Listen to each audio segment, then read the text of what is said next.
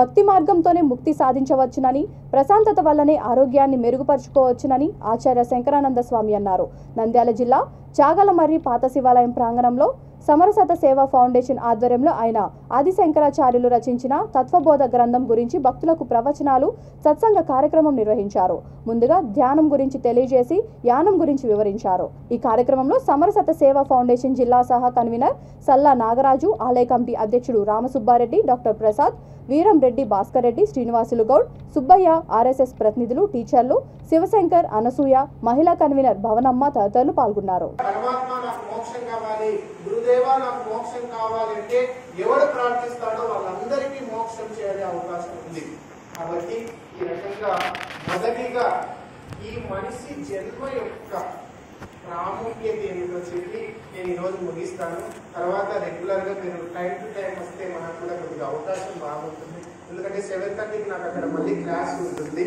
కాబట్టి ఈ మనిషి జన్మ ఎలా పొందుతాము అన్నది నేను చెప్తాను. స్వామి, మనిషి జన్మ ఎలా పొందుతామంటే మళ్ళీ ఇప్పుడు ప్రమాణం కావాలి కదా. ఎవరు చూడలేదు, ఇలా పొందాము నేను. ఎవరికైనా తెలుసా తల్లి గర్భంలోకి ఎట్లా వచ్చారు? ఎవరికైనా తెలుసా? తెలియదు. ఇప్పుడు ఎవరు చెప్పాలి నువ్వు ఎలా పుట్టావు? ఇప్పుడే శాస్త్రం చెప్పాలి. అందుకే సామవేదంలోని చాందోగ్య ఉపనిషత్ అన్నటువంటి ఒక ఉపనిషత్తు ఉంది. ఒక జీవుని యొక్క గతి ఎట్లొస్తుంది, ఎలా తల్లి గర్భంలోకి వస్తాడు అన్నది ప్రమాణం అక్కడ దొరుకుతుంది. చూడండి, అప్పుడు శాస్త్రం యొక్క విలువ ఎప్పుడు తెలుస్తుందంటే నీకు అన్నింటి మీద కొద్దిగా వైరాగ్యం కలిగి, అయ్యో డబ్బు పేరు ప్రఖ్యాతులు ఏముందిలే, ఒకరోజు దిప్పుడు కల్లా అక్కడ దిగి మళ్ళీ శ్మశానంలోకి పోయేదే కదా ఈ శరీరం అని కొద్దిగా వైరాగ్యం కలిగిన రోజున ఏదో ఒక లోకంలో నువ్వు ఉంటాడు.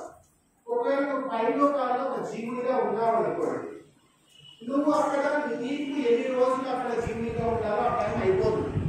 అయిపోతే నువ్వు మళ్ళీ ఈ భూమి మీద పుట్టాలంటే ఈ భూమికి రావాలి. ఎట్లొస్తావు? ఆ లోకంలో నీకు ఒక దేహం ఉంటుంది. ఆ దేహాన్ని వాళ్ళు కూడా ఇలాగనే కాచడమో కూర్చడమో చేసింటారు. ఇప్పుడు అక్కడ నుండి నీకు ఇక్కడికి రావాలంటే ఒక మీడియం అవసరం. ఏదో ఒక దాంట్లోకి వచ్చి రావాలి. ఇప్పుడు ఇక్కడ నుండి ఆలవరికి వెళ్ళాలి, ఊరికే పోదామా, బస్సులో వెళ్ళాలి, బైక్లో వెళ్ళాలి, ఆటోలో వెళ్ళాలి, కార్లో వెళ్ళాలి.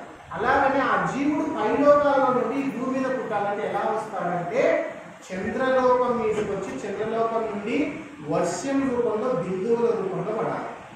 మొదటిగా జీవునిగా నీ ప్రథమ ఉపాధి ఏమిటి? నీటి బిందువు. నువ్వు నీటి బిందువులోకి వచ్చిన తర్వాత మేఘంలో ఉంటావు.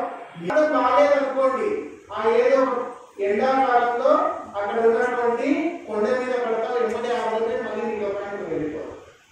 అట్లా ఏ జీవుడైతే వర్ష బిందువు రూపంలో పొలంలో పడ్డాడో అసలు పరిపక్వత చెంది నీకు ఇలాంటి అనుభవాలు ఎదురవుతాయని వేదాలలో కానీ, భగవద్గీతలో కానీ, పతంజలి యోగ సూత్రాలలో కానీ, పురాణాలలో కానీ ఎక్కడైనా ఉంటే అదే నీకు అనుభవంలో వస్తే, అయ్యో నాకు వస్తున్నటువంటి అనుభవం శాస్త్రంలో చెప్పబడింది కాబట్టి నేను సరైన మార్గంలోనే వెళ్తున్నాను అన్నది నీకు తెలుస్తుంది.